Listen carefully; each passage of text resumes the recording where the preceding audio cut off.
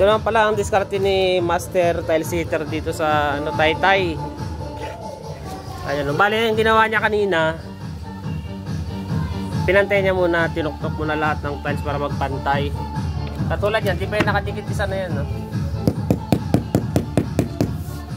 Set up muna, layout, and then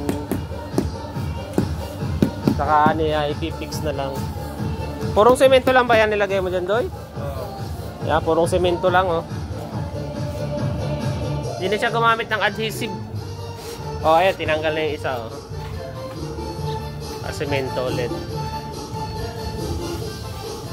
Mas kapit nga yung ganyan, eh, kaysa dun sa yung adhesive nagkakrak yun, ay, natatanggal, ano? Matibay ito sa init. Oh, matibay sa init yan daw, sabi ni Master. Yung sa bahay nga, di pa nag-crack yung ganyan, eh. Tagal na yun. Semento lang din ang gamit dun. Kasi di pa naman uso yung adhesive dun, ano.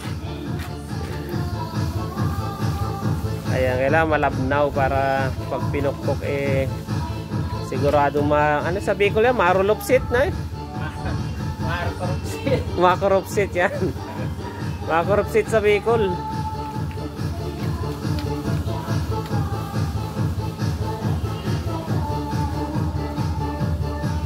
Ayan, nasiksik na yung ano niya, yung pinaka halo.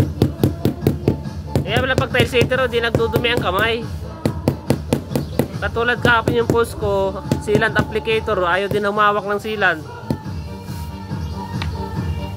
Yun na, ayos na agad. Ito naman si Kuya, yung taga buhat ng hollow blocks. Kuya, kaya pa? Kaya. Kayang-kaya pa naman pala, eh.